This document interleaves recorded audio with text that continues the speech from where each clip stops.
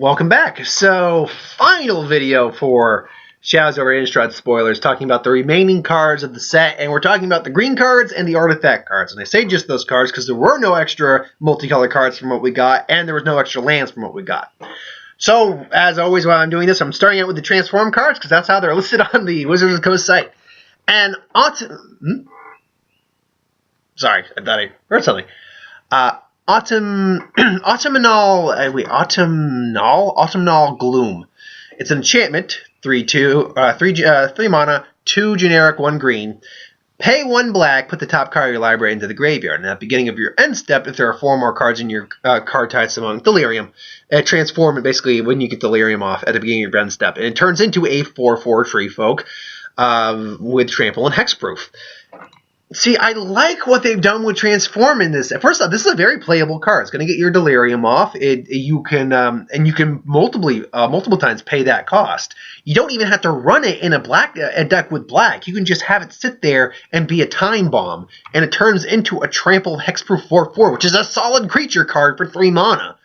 So you could literally play this on. You don't even have to play it on turn 3, even though you could, and Delirium could, in theory, still be activated at that point. You could wait, you could play it later in the game, and then it turns into a 4/4 that can't be targeted. Overall, this is a very solid card that I dig very much. I would play this, even if I'm not in black. Then we have Hermit of the Naturnals, a 2 generic, 1 green. Whenever an opponent casts a spell during your turn, you draw a card. And same conditional werewolf cost as always. Transform it if you if no spell is played, and then turns into Lone Wolf of the Naturnals, turning into a 3/5, which by the way it's a 2/3, turning into a 3/5. Whenever an opponent casts a spell during your turn, you draw 2 cards. I love also that this is a really old bearded grizzled werewolf with a little bit of like the acne or something, of a burn on his shoulder. I like it's like he hates company but would love to have you for lunch. And it's a solid card. This is one of those cards a lot of people will probably like to play because playing spells during your turn will, keep you from transforming this, but at the cost of drawing the card. So it's basically, do they want to give you a 3/5 or they want to give you a 2/3 with a draw effect? And if they give you the 3/5, then you get a 2 draw effect, which means as long as you're able to control them in the proper way, your opponent, which there are cards that can let you do it, this card is pretty good. It's a solid werewolf. I believe I spoke about this card earlier, but we'll talk about it again. See, this one I'm not certain on, that's why I'm saying. Lambholt Pacifist. It's a bear. Actually, it's more than a bear. It's a 1 generic, 1 green, 3/3, but it can't attack unless you control a creature with power 4 or greater. Conditional werewolf transforming cost, and it turns just into a vanilla 4/4 with great art. I love the art. It's almost like a quilled werewolf. That's pretty awesome. True peace cannot be achieved until everyone else is dead. I love the way this art looks. It's beautiful art on the human side, and it's pretty. It's like a stark white werewolf with quills. So it's a pretty solid card, I think. And that being in terms of its art. Now, in terms of its use, it can't attack unless you control a creature. But a 3/3 blocker, that's fine. You can just wait until you got a 4-power creature to transform it into a 4/4. Or if you have the red rare werewolf that makes them transform upon entering, that works too. A 2 for 4 is great. Or a 4/4 for 2 is great. Our final werewolf of the set to talk about is Solitary Hunter. Now, it's nothing really special. It's a 3 generic, 1 green for a 3/4. It's a vanilla creature, more or less. But it will transform into one of the pack, a 5/6 werewolf. That multiple werewolves in there. When the howl beckons, he cannot resist the urge to join the others. And, of course, making a living in Kessing is hard, but I've learned some tricks of the trade. So, overall, it's a good vanilla creature. It's a good 4-drop, honestly. 3/4 is alright for 4. And then, when it transforms, you get a 5/6. Nothing terrible about that, honestly. Harvest Hand is a 3 generic 2/2 Scarecrow. When it dies, return to the battlefield transformed under your control. It turns into a artifact equipment, Scourge Scythe. Creature gets +1/+1, and is a human. As long as it's equipped to a human, it has menace. Okay. It's not one of the cards that turns them into a human, because I don't get that flavor concept at all. But it's pretty awesome. I love the art. Just a giant scythe. Just awesomeness. And, +1/+1 for 2 is not a bad effect. And if you're running in the human deck, which is where you'd probably run this card a lot of time, it'll give it Menace, which is also good. So it gets a +1 in Menace. Solid card. That's it for the transform cards. Now, moving on to the actually legitimate green cards. Aim high. Now, there is no dragon in this set, but there are dragons, or at least possessed drakes in the background of this art, which makes me believe we'll probably see an Innistrad dragon again in the next set, Eldritch Moon. But, or maybe we won't. Who knows? But overall, it's a 1 generic, 1 green, instant, untapped target creature. It gets +2/+2 and gains reach till the end of turn. It's a good combat trick, solid combat trick. Use it. In any format, use that trick. Byway Courier, 2 generic, 1 green, 3/2. When it dies, investigate. The good courier travels fast and asks no questions. It's a solid investigate card. You'll get your clue token. It's 3/2 also for 3. It will actually probably trade with something, so that's pretty good. Moving on, we have Confront the Unknown. 1 green, instant. Investigate, then target creature gets +1/+1 until the end turn for each clue you control.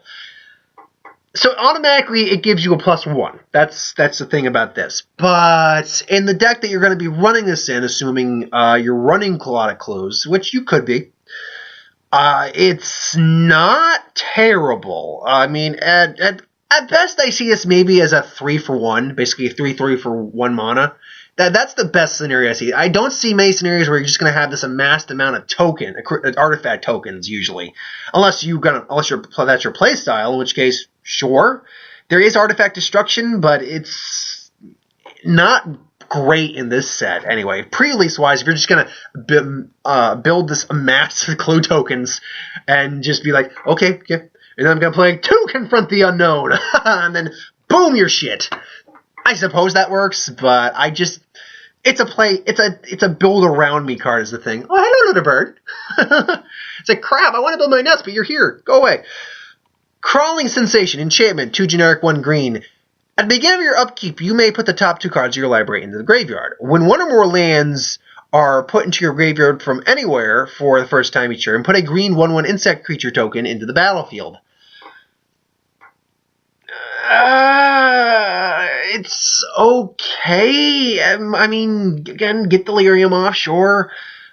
But it's kind of a do-nothing card a little bit. Yeah, you're putting 2 in there, but there's no May. Oh, no, it is a May ability. Okay, so you have the option of doing that, I said. It does a bit more than a May. You have the option if you want to put the cards in the graveyard. If you lose a land, you'll get a 1/1 token. I mean, it's okay, but there's not enough upside for just having this thing do nothing because this thing, unless land dies your turn or during your opponent's turn, this thing does nothing between the turn you play it to your next turn. This thing does nothing, and that's the problem. A lot of people want interactions immediately, and that's the kind of stuff that works. So, I washed my hands after our dinner today, so my fingers won't snap at the moment. But I guess again, somewhat build around me card, but not. I see where it can work. That's the thing. I see where it can work, but it's just kind of eh. Cryptolith Right. Now here's where the mono ramp actually came in. It's enchantment, but 1 generic, 1 green creature you control have add 1 mana of any color to your mana pool. There you go, mono ramp. You can play this on turn 2. You can play. Here's the thing: if you're like in green red or green black, there are 1-drops in green and black and red, and in white. But we'll go with red and black because they seem to have the most right now. You can play a creature on turn 1. Play this on turn 2. Have another mana to play another creature on turn 2. Tap in for another mana. Play either the exact same creature or a different 1-drop creature. Then next turn, you play another land, and you immediately have 5 mana on turn 3. There you go. There's your mana acceleration right there. Now, granted, I know that. And there's also the Gargoyle. I know that's kind of a nice Christmas land scenario, but if you design your deck properly, that is a very plausible Christmas land scenario. It's not even a Christmas land scenario. That's just, it's just built. You have a couple of these in there. I wouldn't go more than 2 because it's not going to stack. So I wouldn't have maybe more than 2. But that being said, yeah, this is a very good card. It's a mono acceleration card. And it's a damn good one, I think. So and it's cheap. That's the beauty of this card. It is cheap. If this costed 3 mana, it'd be too expensive. This is the perfect casting cost because 1 mana would be way too expensive. Then this would just be a flat out mythic. At 1 mana, this would be a flat out mythic.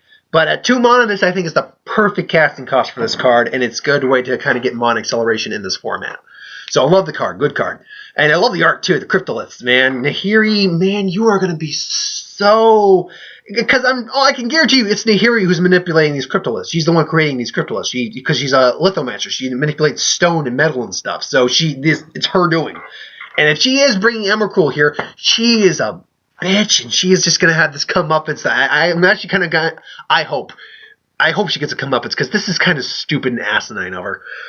Anyway, though, Cult of the Waxing Moon, 4 generic, 1 green, human shaman, 5/4. Whenever a permanent you control transforms into a non-human creature, put a 2/2 green wolf creature token into the battlefield. So for 5 mana, you get a 5/4.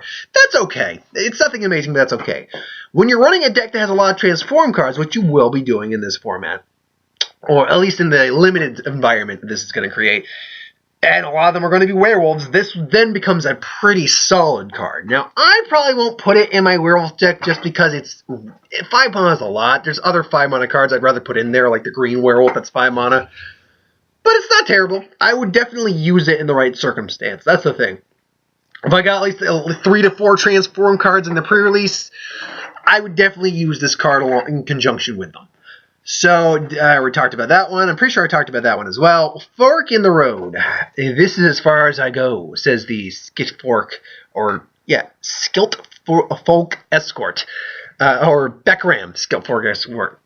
1 generic, 1 green. Search your library for up to 2 basic land cards and reveal them. Put one of them into your hand, the other into your graveyard, shuffle the library. Solid card, absolutely. If it's turn 2, you play this card, you get 1 land in the graveyard for Delirium, you get 1 in your hand to play next turn, you'll automatically have 3 land for your turn 3.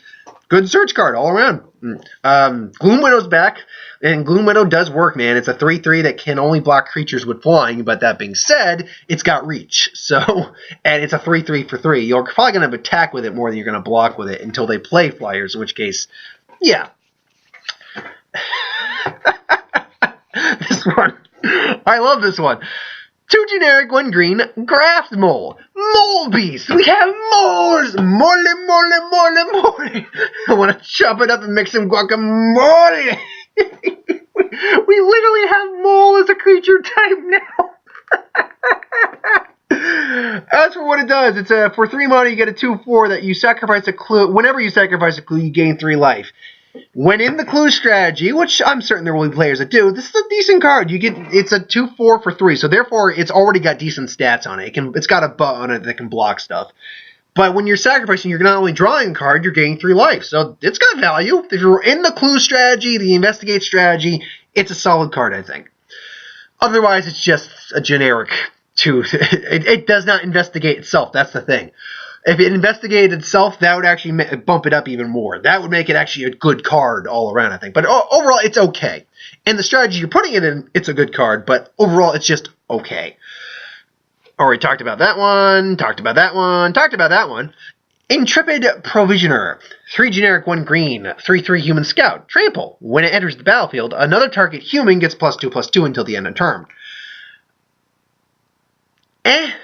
It only works in a human strategy, which granted there are a lot of humans in this set, including werewolf. Let's be clear, werewolves start out as humans. You can use this in a werewolf deck. That's the thing I think we've always got to remember with the human strategies, that werewolves are humans too until they transform. So you could make their non-transformed form bigger while, still getting value. Now, that being said, you could get value by playing multiple copies of these guys. Turn this guy into a 5/5 with trample. That's pretty okay, but unless you're running humans, it's not going to be anything more than a 3/3 tramplers for 4, which isn't terrible, but it's just sort of generic at that point. Kessig Dire Swine, 4 generic, 2 green, 6/6 Boar Horror.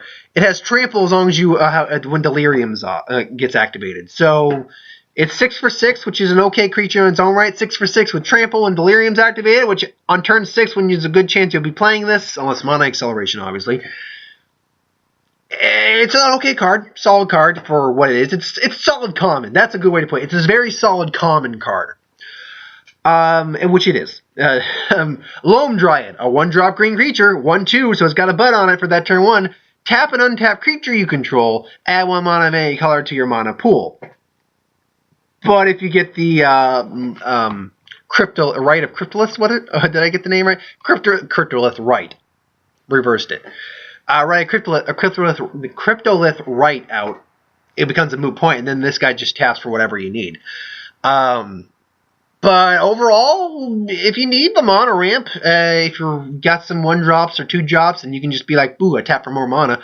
That being said, you have to tap it with the creatures. That's a little, but still, it's not terrible. And nothing else, it's a good blocker to start with. With just a plus ability in the long game. Might Beyond Reason. 3 generic, 1 green. Instant. Put 2 +1/+1 counters on target creature. Put 3 if Delirium is activated. Permanent increase. A permanent 2/2 increase for 4 mana is usually okay. It's an instant speed 2, so it's a combat trick. That's usually okay. When you get to 3, then it becomes actually pretty playable. So this is a card you hold on until the late game. That's definitely a card you want to wait for. Unless you can get it off early in the game and put on a flyer or unblockable and just pinging, and then of course you play it then. But if you can wait to hold off on it, absolutely. Mold Graph Scavenger. Fungus. 1 generic, 1 green, 0/4. Gets +3/+0 as if Delirium is activated. This is a deceiving card because 2 mana, a 0/4 has a butt on it, but it does nothing. It's not a defender, so if you were to pump it, it could in theory attack. But it does nothing. And it's almost impossible that you're going to have Delirium set off by turn 2. It's not impossible, but not probable. Turn 3 is there's a more solid chance that you'd have Delirium up at that turn. At earliest, you'll probably get it in turn 3, maybe turn 2 if you're lucky. But you'll never get it off for turn 1, I don't think. I think almost that's impossible to get off in turn 1. So this is the deceiving card because you can play it, just have it sit there, and then when Delirium comes off, there's already stuff that's far bigger than it out in the field, so it becomes a moot point at that as junction.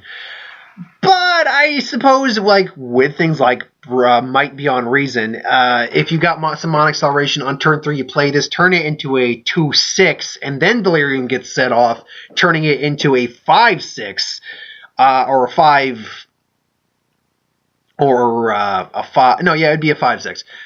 Then it's not bad. Maybe it's not bad, but it's a sit and wait card. So it's not. Sit and wait cards aren't always the best. It depends on the effect, and this effect doesn't warrant the sit and wait.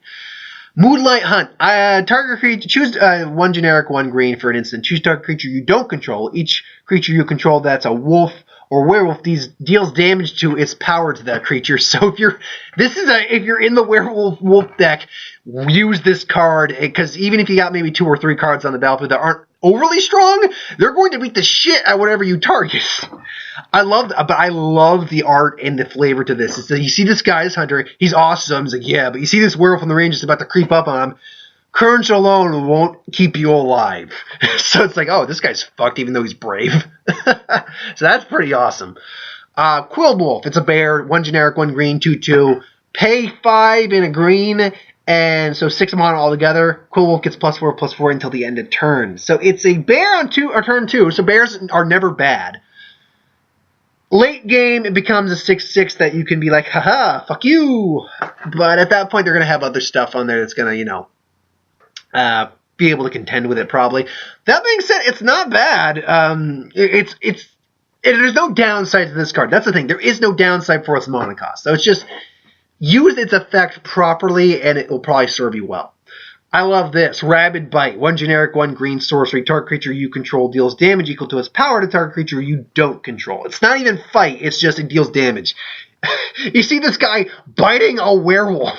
It's like you should have seen the look on both their faces. I like that. That's just fun. The guy is rabid, not the werewolf. That's hilarious in my mind.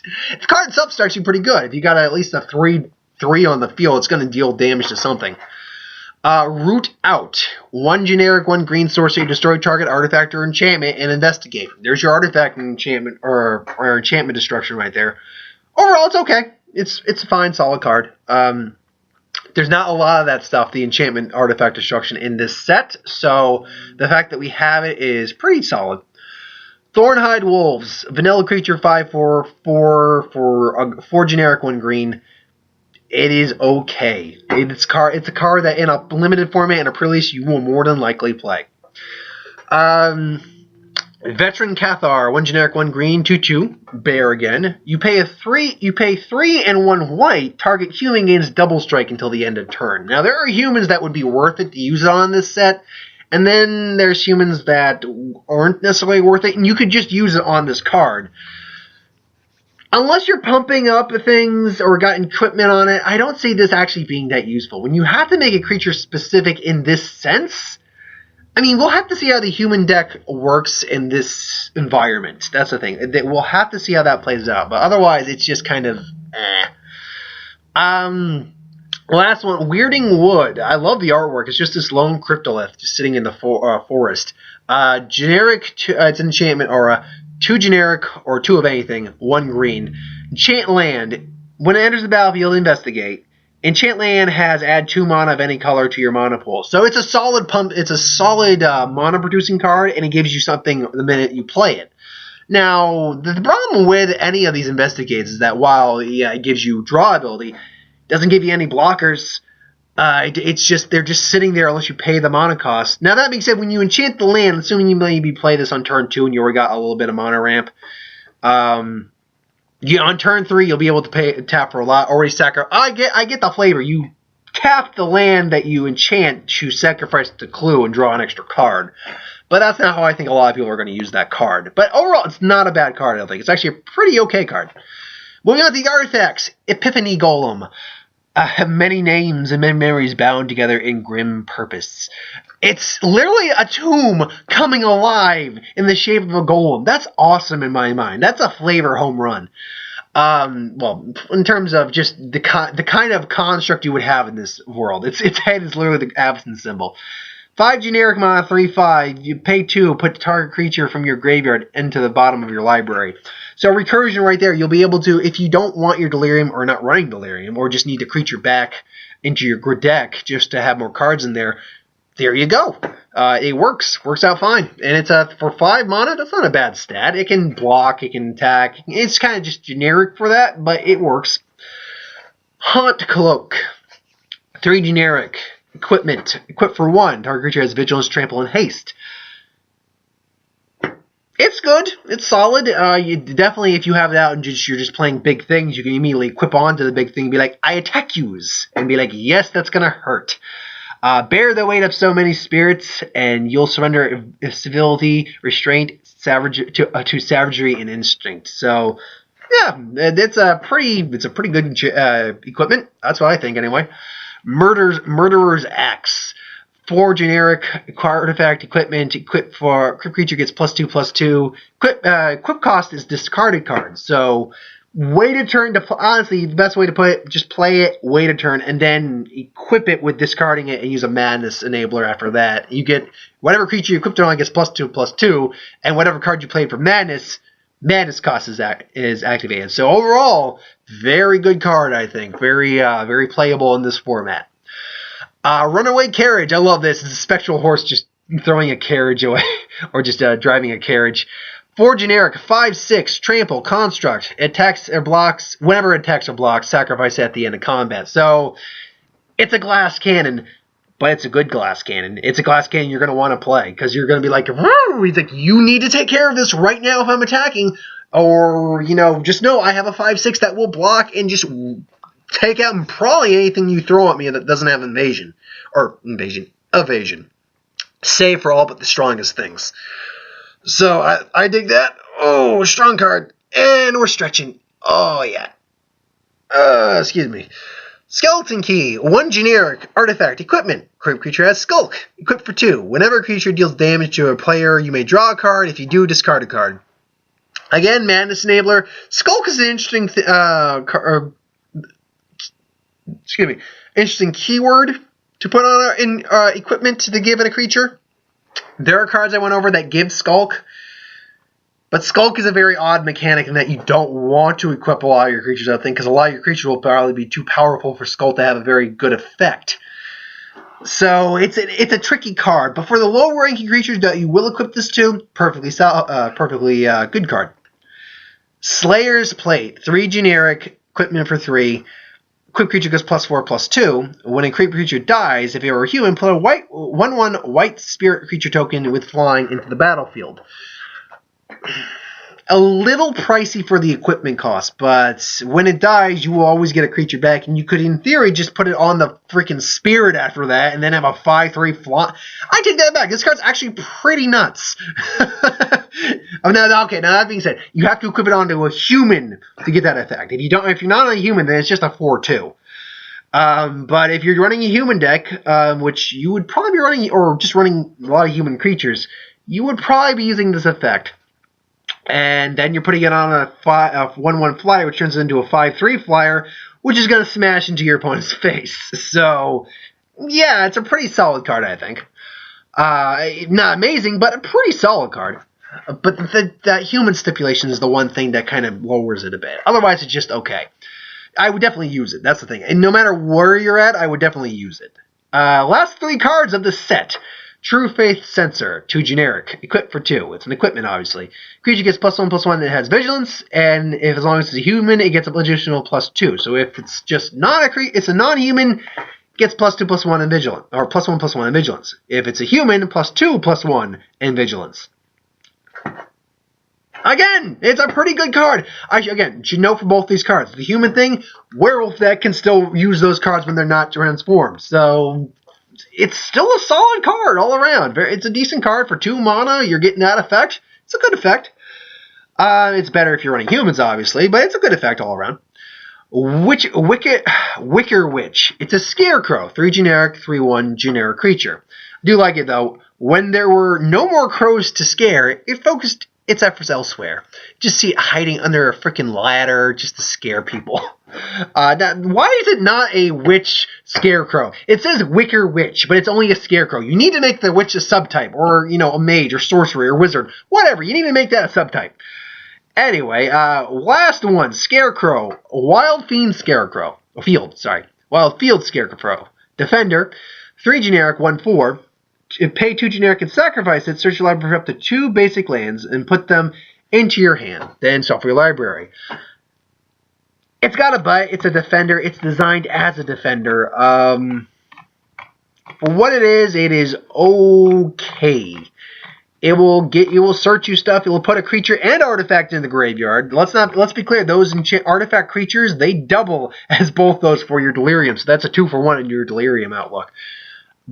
But it's just kind of I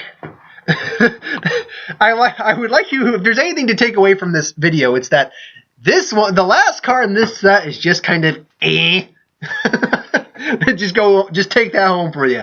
That's the sound you're taking away from this set. The overall view of the set is No, that's my last card. The overall view of this set, I will not have a true set review until after I do the pre-release. That will be my pre-release experience and my overall set review. So wait until next week for a Magic video. Next week, don't expect it on Thursday, my Magic video. Expect it expect it Sunday. Because if I'm going to a pre-release, it's Sunday because I got to work Saturday. But yeah, if I do a pre-release, I really want to do a pre-release, but if I can't make it on that day, I'll probably do the actual release the following week. That's the thing. If I can't do the pre-release, which I really want to do, I will do the release. But that being said, I want to do the pre-release. I really do. I hope I am not working Sunday. That's all I can say. Because I don't find out if I'm working Sundays until our work schedule gets posted on a Thursday. So, yeah, fingers crossed. Anyway, though, thanks for watching. Hope you enjoyed, and I will see you folks next time.